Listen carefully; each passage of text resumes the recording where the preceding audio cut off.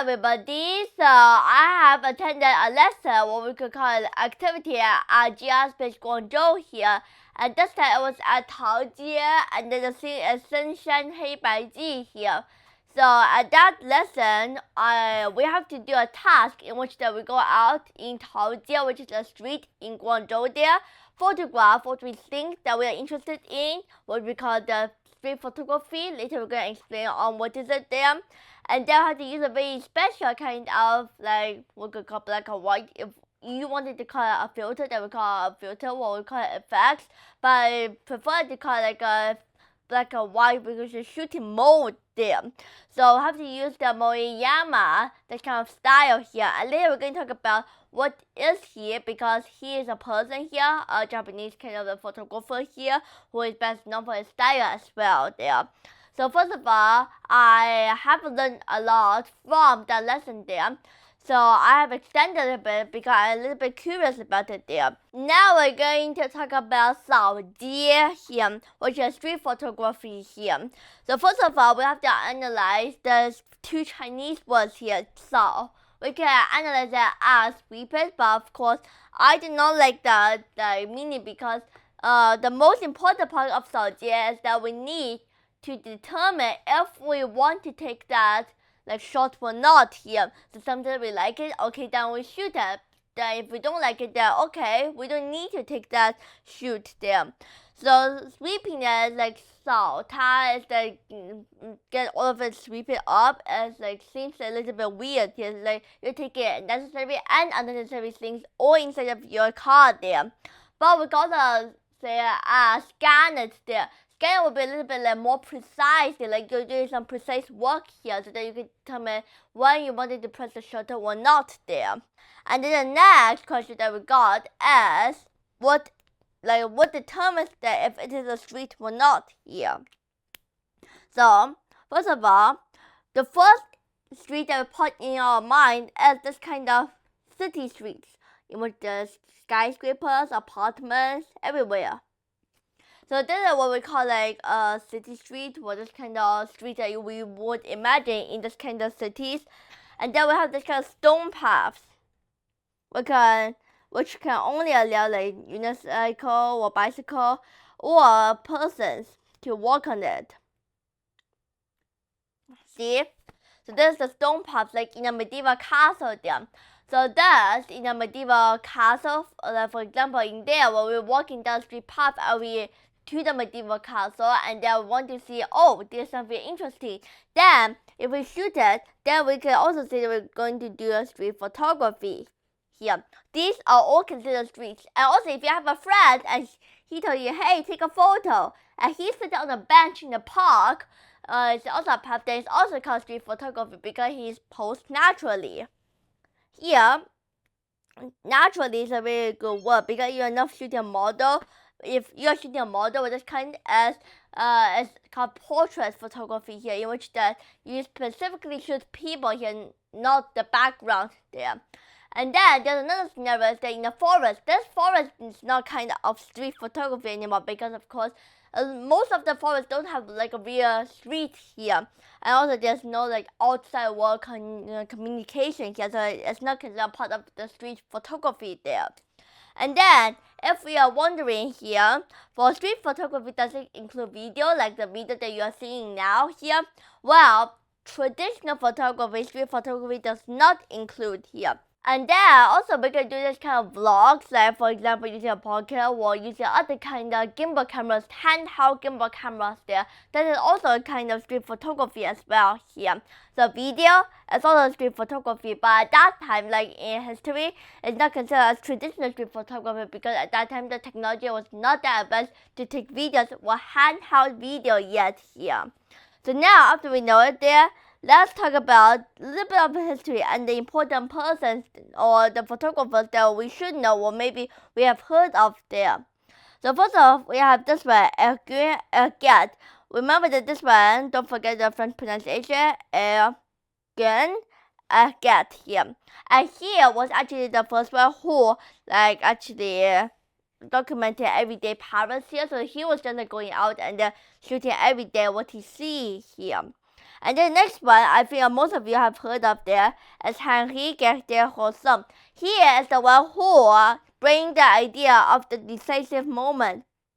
And I think this design was pretty great here because this design moment is the whole central core of the street photography, because the decide is that if you want to decide to take the shot or not there. So the decisive moment is actually think before you shot here. And the last one is Daido Moriyama, who spent is actually like his whole life trying to break every rule in photography here, because before that, photography is actually a set mix of ingredients. If you put these, then you get this kind of picture here. But he experimented with a lot of things, like for example, out of focus images or blurry images here.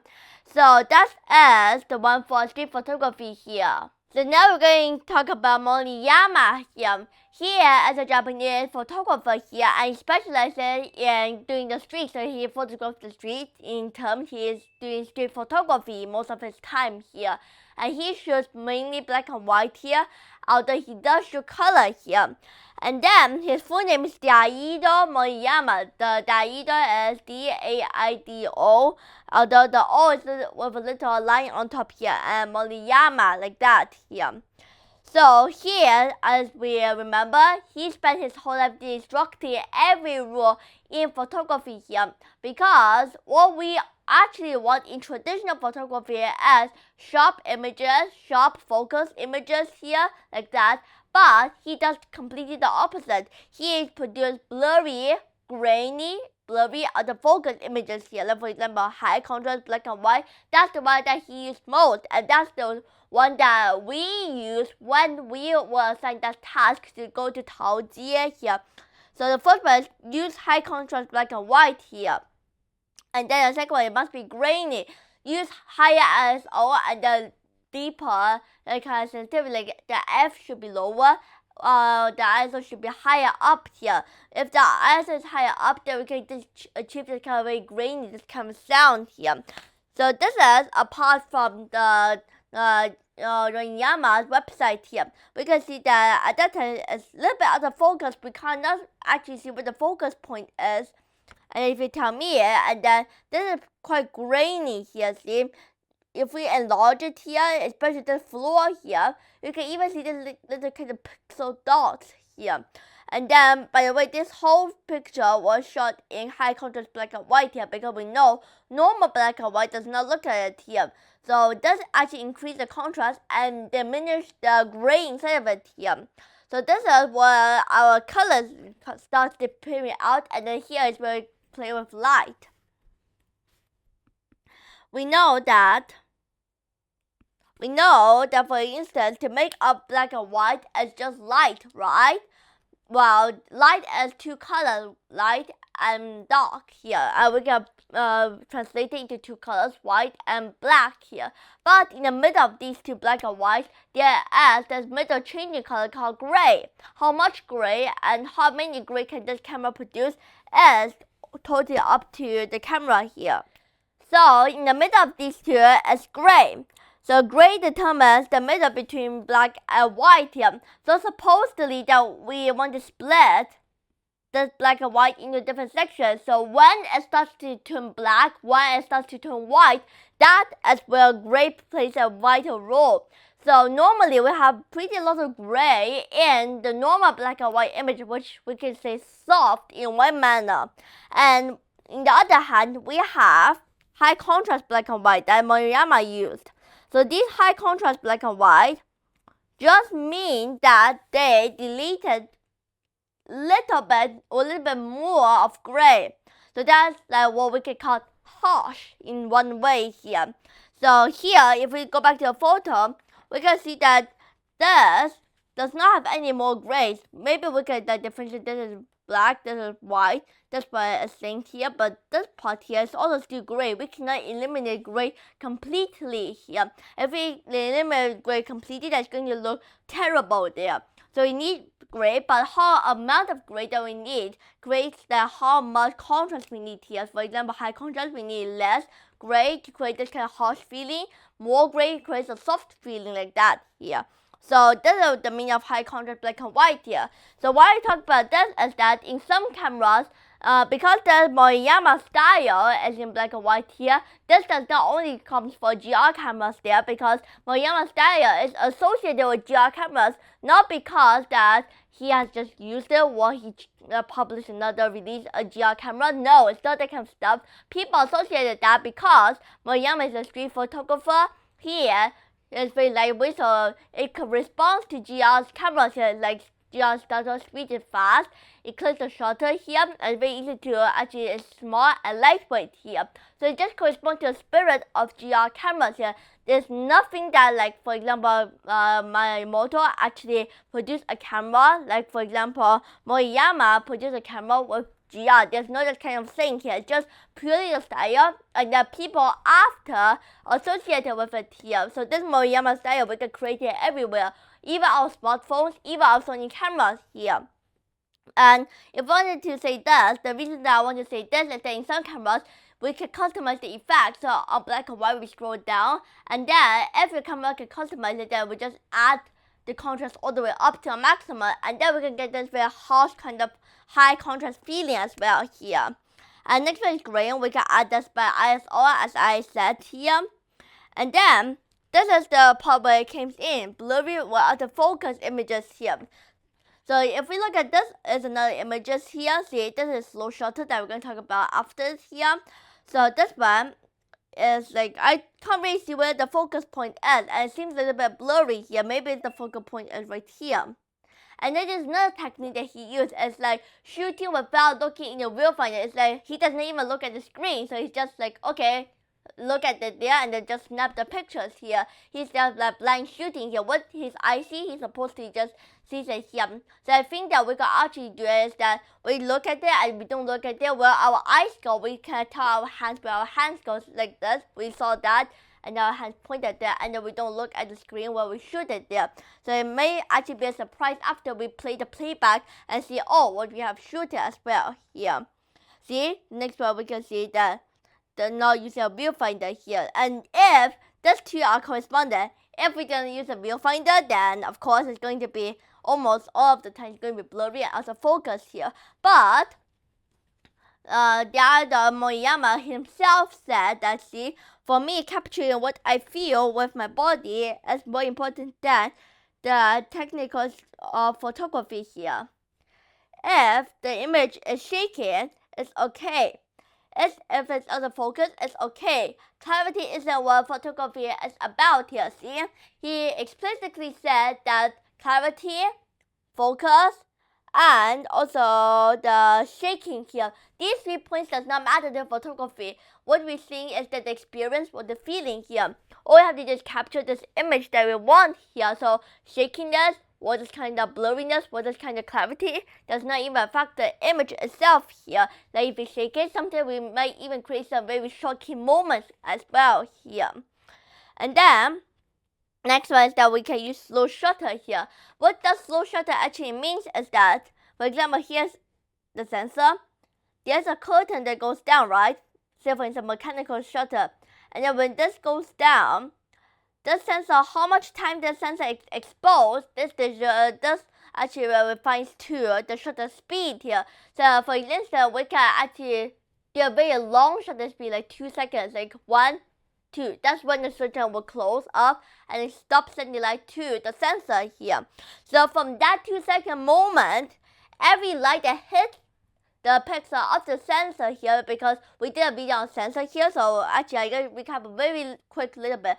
Sensor is made of pixel, and pixel has a very filter, and that filter is called a Bayer filter, which let the sensor see light, and then it can be red, blue, or green there. And then that little see allows the filter sensor to see color, and if it's monochrome, this camera is monochrome, then it's going to have no Bayer filters here, okay? Okay, quick recap ended here. So after it stops sending light, these 2 seconds the light will enter the sensor, and after it has entered the sensor, every movement that is going through it is going to become light trails here, see? Because the sensor cannot react quick enough to stop that image in time here, because of course, camera theory is to stop a time for eternity on a piece of paper, while the whole universe is going on here. So that means that all the things is going around you, but if you take that shot, the thing is, if we say magically, it's going to be immortalized into one single piece of paper here.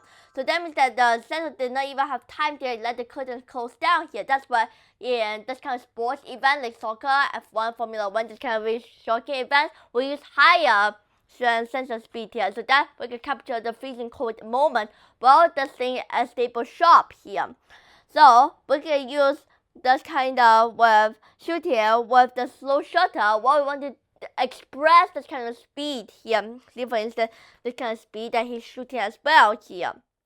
And the last one is that when I want to shoot him with moving here, like when I wanted to shoot without continuously, so I am walking like that, and I also shoot him with my index finger because this also correlates to like thing design here, because they made the shutter so flat that you can just place the index finger on it, so you can just go like that, and you click the flash, click the shutter here, and then that would make you continuous stream length images here. Although if you compare, mix this continue without walking here, without stopping, mix it with not looking at the viewfinder, then you get a blurry image here. So for instance, his most famous one, which is a straight dot, it looks horrible to me. Just to say my personal opinion, it seems like that does not even seem like an image at all here. So this is what we call by grainy high focus here. See, the light supposedly is from here. So this part is light, bright, and this one is dark. So we can see that here, particularly here, is gray, while here is pure white. See, it's as white as our paper, and this one is dark. See? So this is where we cannot actually have the gray disappear here. The gray will disappear, gray will happen everywhere. For example, in shadows. Gray will be existed anytime, no matter how hard we will remove it, gray will also exist here. So then what we can actually talk about Moriyama as well here. So what we actually do there, we can actually use this task here, and our task in that lesson is to use the style, high grain style, to focus on what we like about it there. For example, in Taojie, what we will want is that the handwritten old poster style here. For example, we wanted to write this by ourselves handwritten style. We can compare with a person as well here. So what we do is that task is to use what we think is interesting, and then we use this kind of style, slow shutter, all of this combined to take some images that will impress me or others as well there. So this is our task, and it's a very fun task here. I have a lot of fun enjoying it there. And I'm going to use my GR2 to actually do it, because the GR2 can actually adjust the effects here, and then later I'm going to actually record you how there. And then I use that high contrast mode there to photograph what Moriyama's style actually is there, and then I'm not going to spoil all my images there, so be careful to check out my channel for the separate photo images that I will also publish here. So see you in our next video.